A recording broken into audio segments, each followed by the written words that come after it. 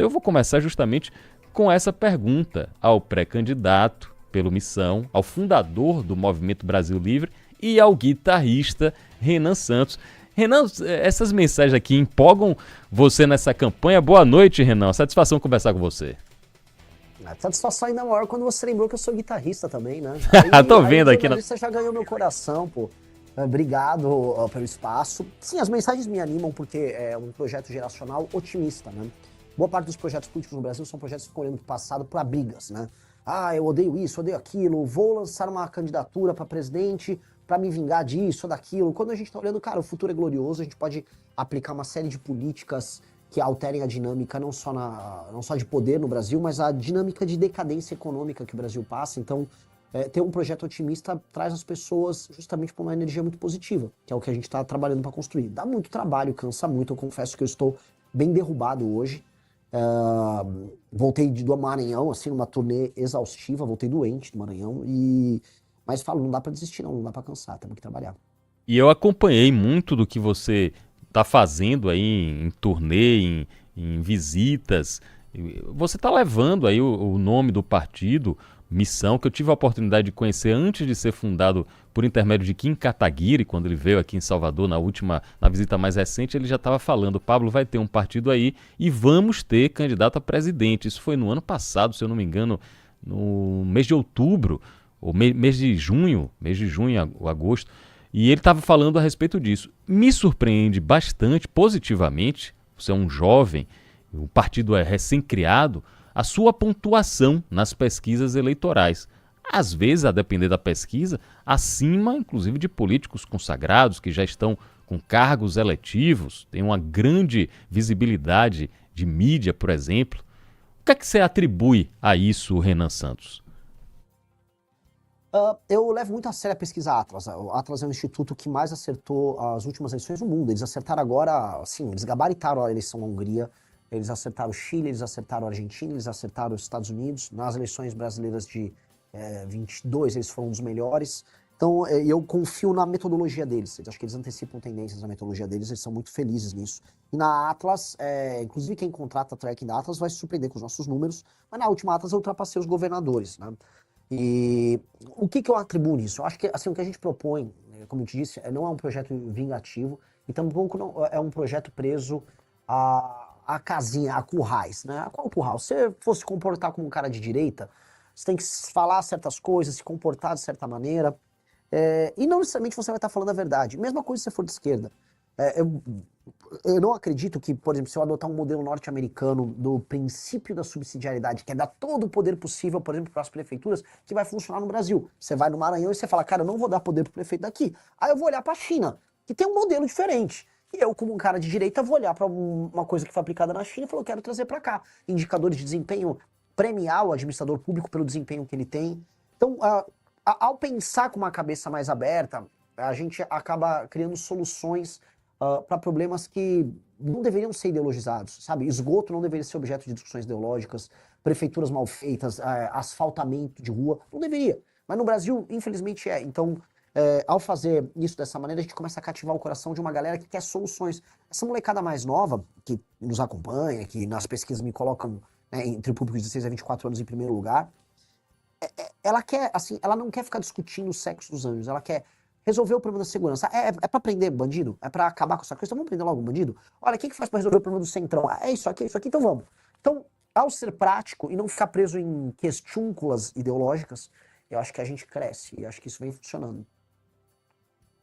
Candidato à presidência da República pelo partido Missão, é nosso convidado aqui no Linha de Frente especial, nessa noite de quinta-feira. Renan, o que é que você visitando nossa região, visitou o Maranhão, deve vir fazer a visita na Bahia, eu quero saber suas propostas para infraestrutura, para questões que afligem o Nordeste. Por exemplo, temos questões graves de saneamento básico que precisam ser resolvidas. As questões de segurança, obviamente, a gente está enfrentando nas últimas 24 horas aqui em Salvador e na região metropolitana. 2 policiais foram assassinados, um policial civil, um policial militar e agora há pouco um policial foi baleado aqui na nossa ilha vizinha, a ilha de Itaparica. Qual a sua proposta? O que é que você enxerga para o Nordeste, para a Bahia em específico, sobre infraestrutura e sobre segurança pública, Renan Santos?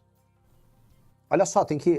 Você pediu para eu fazer então uma palestra de 1 hora, porque é tanto problema, que Isso é. eu teria que atacar todas as áreas. Porque a gente começa da infraestrutura. Se eu rodar praticamente todos os estados do Nordeste, as estradas são deploráveis. O Maranhão, naturalmente, é o pior dos casos. Já haviam me falado, olha, o Maranhão, você nunca verá estradas tão ruins como o Maranhão.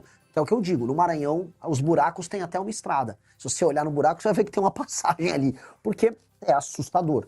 Agora, os problemas não ficam aí, né? O problema o educacional, as taxas de analfabetismo no Nordeste são muito maiores. Há um problema de atividade econômica em que as pessoas não apenas não têm uma renda per capita alta, né? As rendas familiares ali, chegam, se eu me engano, na Bahia a coisa está na casa de 1,5 mil reais.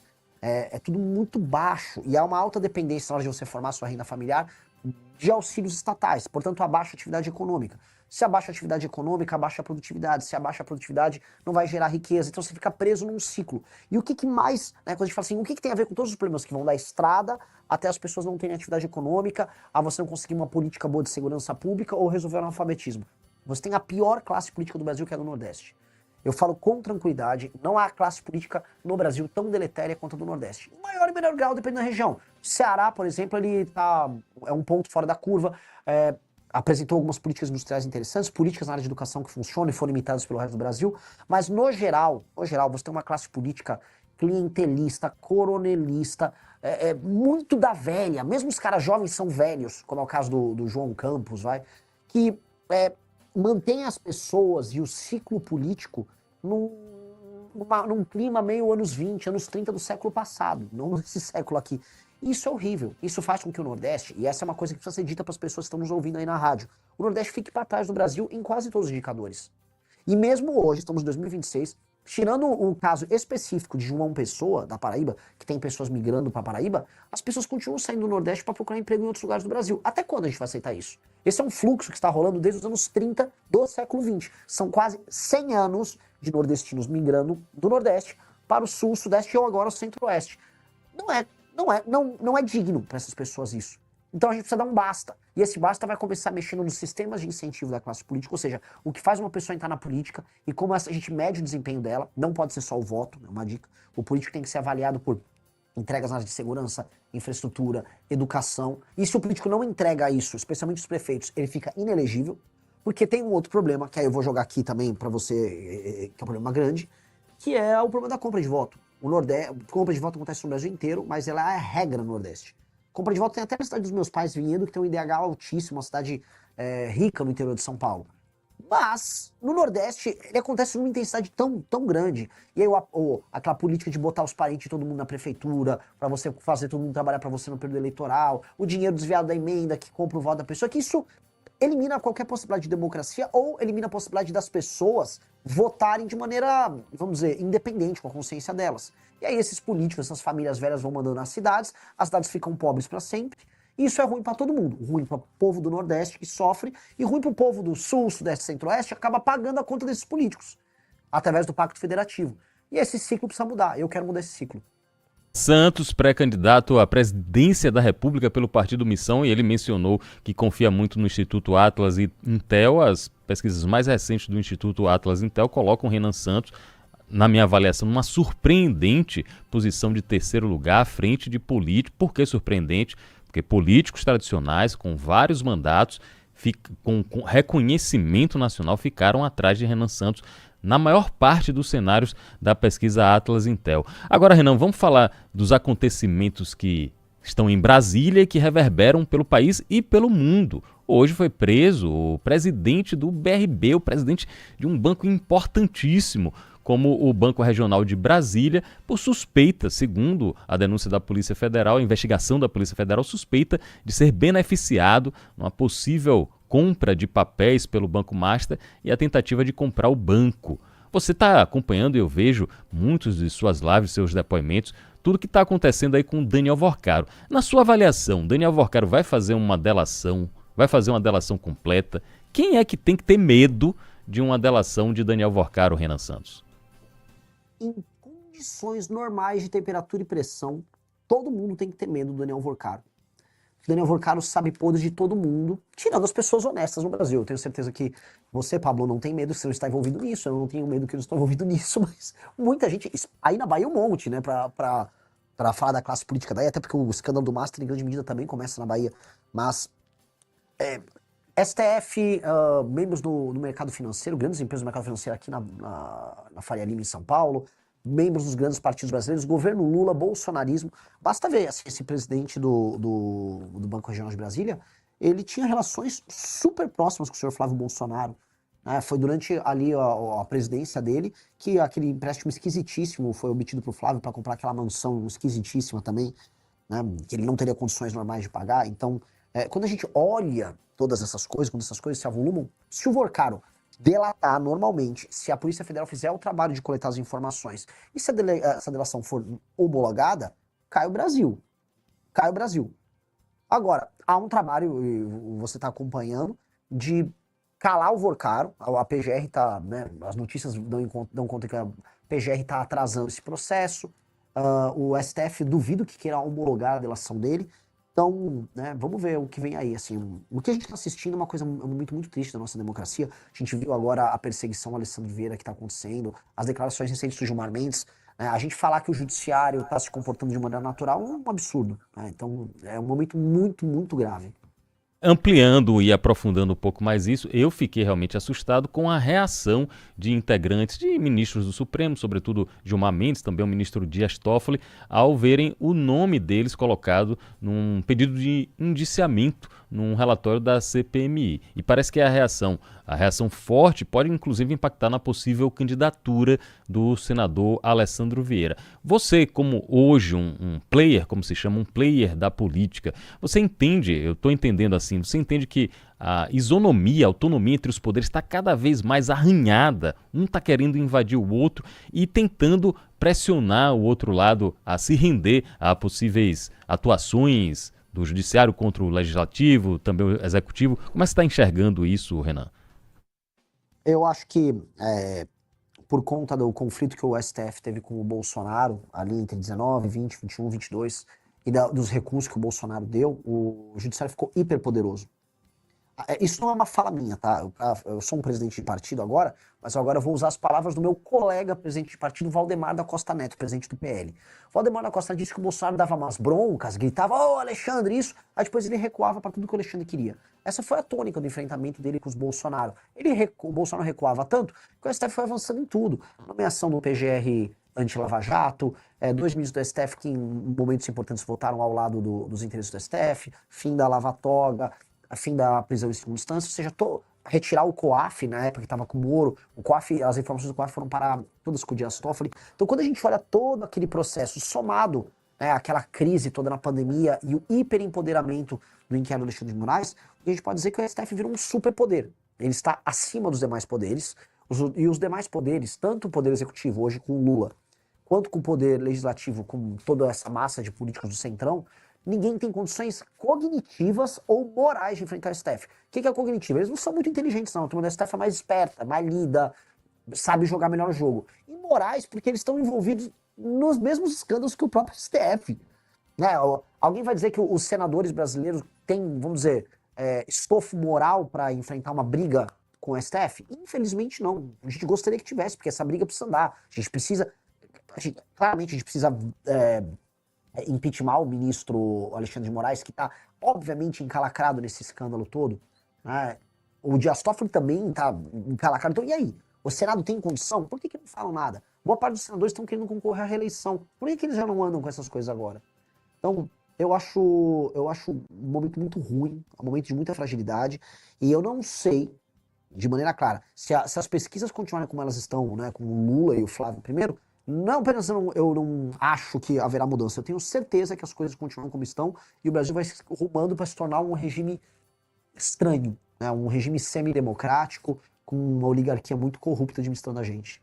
Se confirmando essas pesquisas e Renan Santos não chegar ao segundo turno, for Lula e Flávio Bolsonaro ou qualquer outros concorrentes, Renan e o Partido Missão vão anunciar apoio a algum dos dois? Flávio Bolsonaro é um candidato passível de receber o apoio de Missão ou vocês iriam se isentar de participar do segundo turno? Não, eu não imagino nenhum cenário que eu não estou no segundo turno. Eu não vou nem trabalhar com essa hipótese. Até porque, imagina, o pessoal que está nos assistindo aí, imagina que soldado ruim eu seria. Não, olha só, já estou pensando no segundo turno. Tem isso, não. Deixa essa atividade aí pro Caiado. Eu vou trabalhar apenas para ir pro segundo turno e lá eu vou derrotar seja o Lula, seja o Flávio. Até porque aí no Nordeste, quando eu rodo, eu arranco o voto do Lula. Boa parte da juventude aí na última eleição votou no Lula e agora tá buscando as nossas ideias. Então, não sei se nem o Lula nem o Flávio tem vaga garantida no segundo turno. E mais, coloco um outro ponto. Se o Lula perceber que não tem condição de vencer, ele não será candidato, aí lança Camilo ou lança Haddad. E aí tá totalmente aberto o jogo. Totalmente aberto para todo mundo. Tá? Não acho uma candidatura petista engrene. Com Renan Santos, pré-candidato a presidente pelo partido Missão. Já estou convidando você, quando vier a Salvador, quando vier a Bahia, a gente gravar aqui na TV Aratu e também fazer o programa aqui na rádio, no estúdio. Vai ser muito bom conversar com você pessoalmente. Agora, antes de encerrar e já agradecendo o seu tempo, eu quero conversar rapidamente com o presidente do partido e não com o pré-candidato. Por quê? Porque nessa janela partidária, eu, aqui na Bahia, e olhando também algumas movimentações nacionais, eu estou vendo, Renan, que ser presidente do partido está mais ou menos assim como ser diretor de futebol de clube grande, com orçamento grande, fazendo contratação de influenciador, fazendo literalmente contratação, porque faz uma série de promessas, uma série de atividades para atrair o político ou o novo político. O presidente do partido Missão, Renan Santos, está preocupado com a cláusula de barreira, porque vocês têm, além da missão normal que está no nome, vocês têm uma missão de eleger deputados federais, de tentar eleger o máximo de uma bancada para o partido crescer e se viabilizar e ficar mais forte. Como está sendo essa composição aí, Renan, e como está sendo aqui na Bahia montar o partido? Bom, a pesquisa Atlas mostrou que o partido Missão, na preferência do eleitorado, ele já está com 5 ponto alguma coisa. E vamos buscar o PSOL já para subir para terceiro, né? Ou seja, o partido com nem 6 meses de idade, ele já tem uma grande preferência junto ao eleitorado. E quando a gente pesquisa entre os mais jovens, ali, de acordo com a Atlas, tá melhor ainda, né? A coisa passa dos 20%. Onde eu quero chegar com isso, que é bem importante? É um partido que ele se firma como um projeto de Brasil e como uma iniciativa majoritária.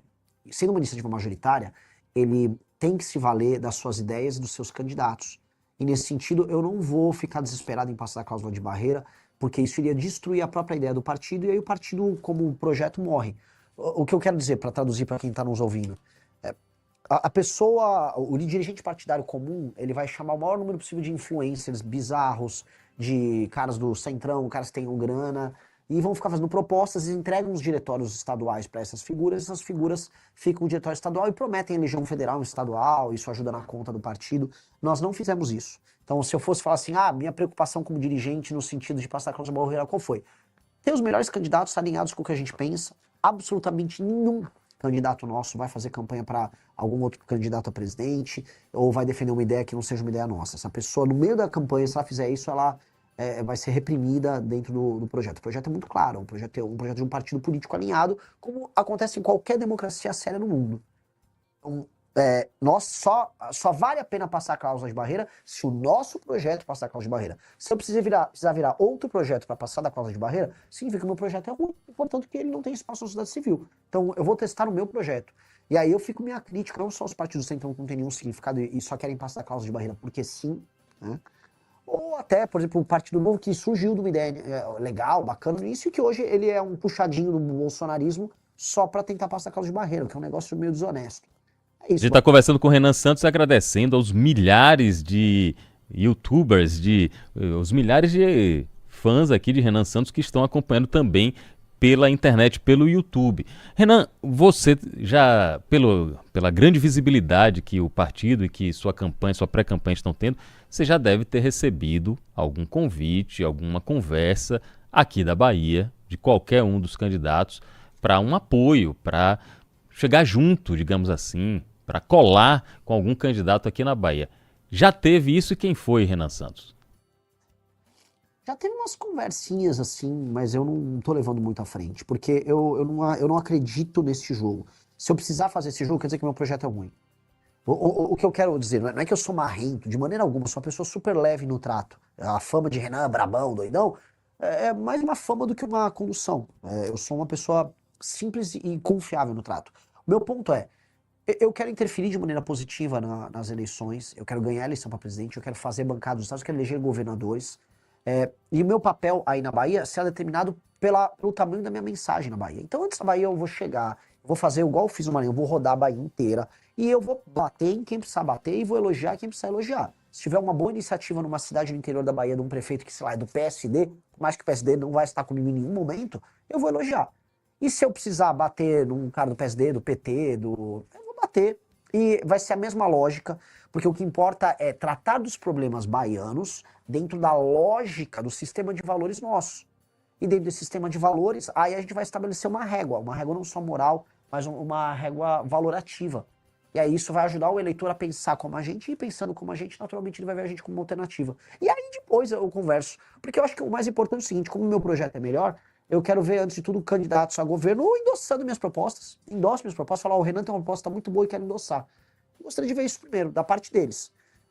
O pessoal do Maranhão duvidava, né? Achava, não, esse cara é só um doido. Aí o doido foi lá, foi um rebuliço. Hoje tá o tal do Braide, prefeito de São Luís, desesperado, explicando que ele não deixou o bairro sujo, não sei o que. É isso. Pô, se vocês quiserem conversar e endossar minhas propostas, nominalmente, ó, o Renan tem uma proposta boa, vale a pena a gente apoiar, pô, eu vou dar, inclusive, luz pro cara. Falar, ó, que legal, esse cara de outro partido tá fazendo isso. Só que eles não gostam. E é aquela coisa que eu falo, Pablo, se não é pelo amor, é pela dor. Às vezes eu vou lá e vou falar do problema do município do cara e o cara vai tomar um susto. Não quero brigar com ninguém, só quero falar a real e apresentar nosso projeto. Renan Santos, 42 anos, fundador do Movimento Brasil Livre, fundador do Partido Missão, pré-candidato à presidência da República, nosso convidado aqui no Linha de Frente. Para finalizar, eu quero saber a história lá que eu li no site Metrópole de um vazamento, inclusive eu já vou repudiando aqui, ó, vazamento de conversa. Isso aí nunca tem um objetivo republicano, é muito grave quando eu vejo esse negócio de vazamento de conversa de grupo de WhatsApp. Mas estava lá publicado no site Metrópolis e estava dizendo, atribuindo a você uma declaração sobre o uso de cogumelos mágicos. Até eu fui procurar com um médico especialista amigo meu e falou, Pablo, tem muita gente já fazendo o uso de microdosagem com acompanhamento médico do termo técnico psilocubensis. O que foi que houve ali, Renan? Quem vazou essa história? Com qual interesse? E afinal, o que são os cogumelos mágicos, Renan Santos? Olha, o cogumelo mágico é um cogumelo que a humanidade já usou. Eu até fiz uma revista sobre eles. O ser humano usa ele de maneira religiosa há milênios, né? E agora a medicina descobrindo um papel que ele tem regenerativo sobre as conexões neurais, de modo a tirar pessoas da depressão, da ansiedade. A gente cria curtos-circuitos mentais. Esses curtos-circuitos, devido à repetição, nos levam a ansiedade, gatilhos, etc. E aí hoje existem inúmeros tratamentos alternativos para fazer enfrentamento a isso. Lá nos Estados Unidos tem muitos papers sobre isso. A microdosagem que você citou são as pessoas que fazem o uso para aumentar o desempenho delas, não só criativo, mas desempenho de trabalho. Eu, por exemplo, quando eu tomei, eu fiz essa microdosagem, eu precisava escrever artigos para nossa revista e funcionou super bem. Eu fiquei super produtivo, é uma coisa boa para trabalhar. Boa parte da galera, inclusive na Faria Lima, faz uso disso. Quando não é isso, toma um remédio horrível, tarja preta, que é o Venvance, que eu não recomendo para ninguém. E é basicamente isso. Não é legal, o cogumelo basicamente é um cogumelo que nasce no cocô da vaca, para não falar palavrão aqui, né? Nasce em qualquer lugar. E sim, cara, eu já experimentei. E o que as pessoas não vão ver é eu dando uma de político mentiroso, enrolão, chegando, não, eu vou ver, vou mandar periciar. Não, eu falei mesmo. Vazaram, uma pessoa mal intencionada, canária, quis vazar, achou que ia me prejudicar e não prejudicou, muito pelo contrário. A revista que a gente fez sobre a direita psicodélica norte-americana vendeu muito. E essa discussão que envolve não só o uso medicinal da psilocibina, mas também o canabidiol, que pode ser utilizado, por exemplo, no enfrentamento da epilepsia, começou a ser debatido e eu acho isso legal pra caramba. Acho que eu gostaria de ver esse tipo de substância sendo usado de maneira controlada no SUS. Eu acho que são opções que a gente tem de tratamento que podem ser muito úteis para o mal que acomete especialmente os mais jovens, que é o mal da depressão e o mal da ansiedade. Então, é basicamente isso. Eu não fico nem um pouco tipo, preocupado com esse assunto. Não te prejudicar, parece que o tiro saiu pela culatra. Eu tô vendo aqui os comentários, pessoal. Nosso presidente Super Mario bota os cogumelos, nosso presidente cogumelado. Ou seja, aparentemente não abalou em nada o pessoal que apoia Renan Santos e que apoia o Partido Missão. Renan, muito obrigado, boa sorte para você na sua campanha e reforçando, quando vier a Salvador, vem aqui para a gente gravar para a TV Aratu no Linha de Frente, para a gente gravar também para Antena 1. Muitos baianos querem conhecer a fundo as suas propostas caso chegue ao Palácio do Planalto. Maravilhoso, será uma honra, será o primeiro lugar que eu vou visitar quando eu chegar em Salvador. Tenho minha promessa.